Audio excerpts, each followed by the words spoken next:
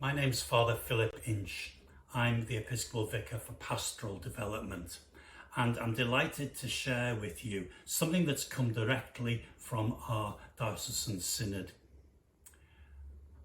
When the Pastoral Plan was promulgated in November 2021, one of the things we said was we would work at synodal structures, because a synod is not just a one-off event. It's, in the words of Pope Francis, a way of being the church. So on the 25th of November this year, 2023, for the first time, the Archdiocesan Synodal Council will be meeting. It's a wonderful moment in the story of our Archdiocese. As part of that, we're asking people to prepare for that meeting by reflecting on the things that were in the pastoral plan. And we're going to use the voice of the priests of the diocese to help us all reflect. They've been working since November 2021 on what we call Area 6, a church that cares for its priests. And in the light of what they've said, I think we can shine a good light on the whole of the pastoral plan. So there is a meeting, and it's in 4 parts.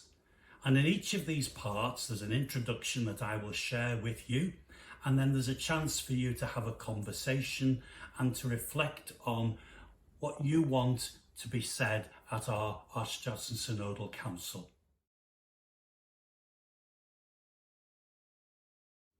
So let's embark on the first part of this meeting.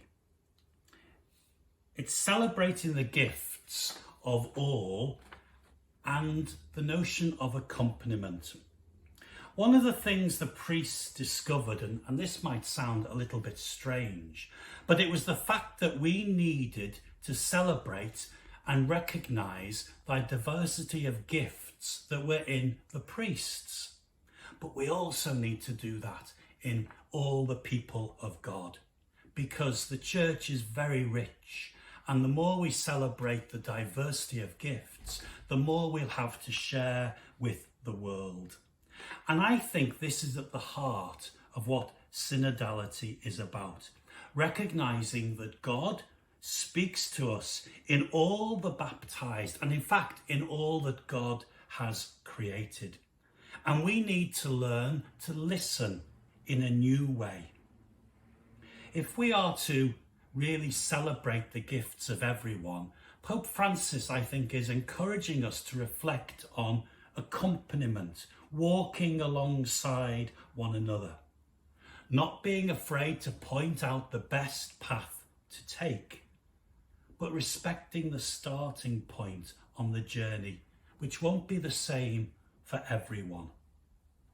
This, I think, influences the way we celebrate and prepare for the celebration of sacraments. It influences our whole parish life.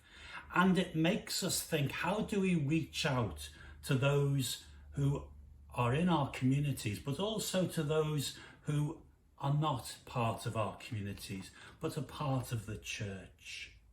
All this is clearly called for in the pastoral plan. So what strikes you in this section? What are the implications if we are to live like this?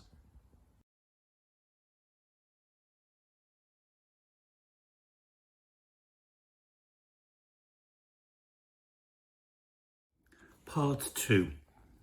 Families of parishes and formation needs.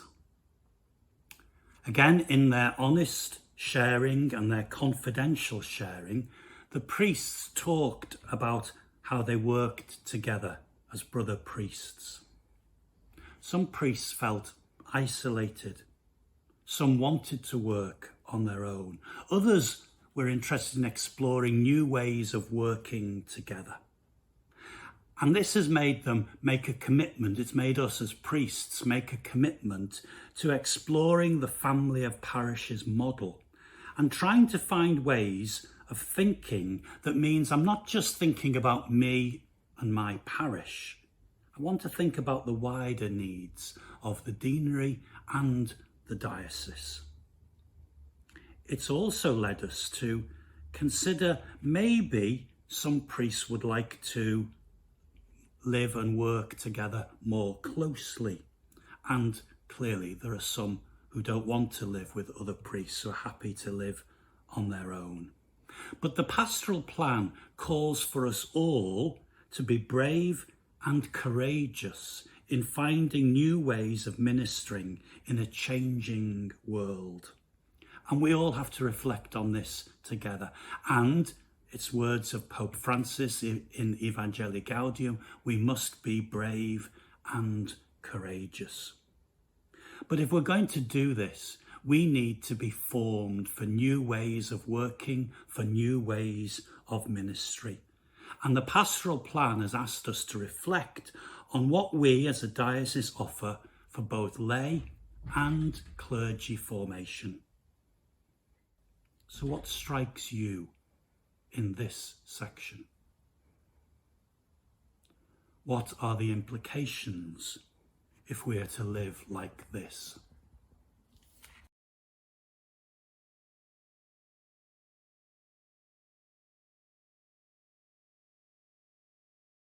Part 3. Honouring the vocation of all the baptised, living and working collaboratively and co-responsibly. One of the things the priests said very loudly in their conversations and reflections was that it was a great privilege to serve the people of the Archdiocese.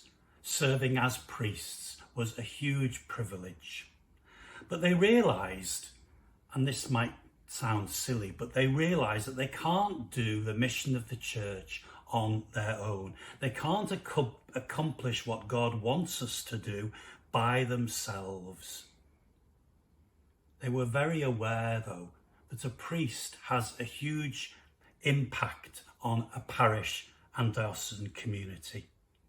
As well as caring for the people and having concern for them, we were aware that people have care and concern for their priests.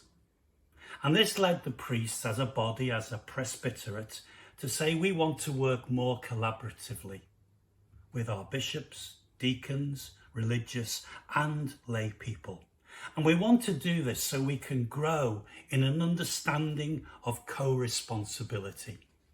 Pope Benedict XVI, I think, summed this up in 2012 when he said this: co-responsibility requires a change in mentality, particularly with regard to the role of the laity in the church, who should be considered not as collaborators with the clergy, but as persons truly co-responsible for the being and activity of the church.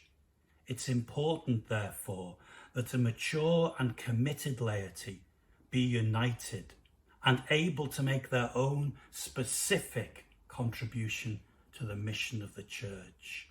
Your priests are committed to working in this way. So what strikes you in this section? What are the implications if we are to live like this?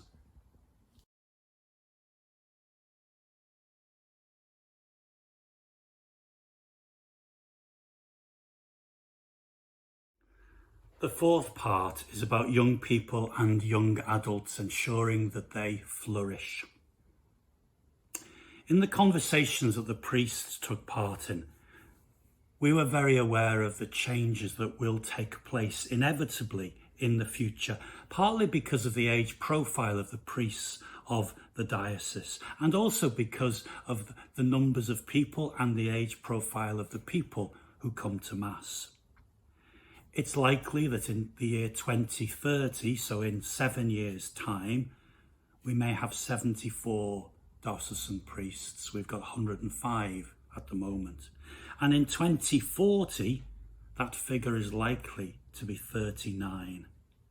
So we need to find new ways of ensuring that the gospel is spread, that evangelization takes place. And this is where we focus on young people and young adults. So we want to find ways to help them to flourish and to pass on the faith to them in new and exciting ways.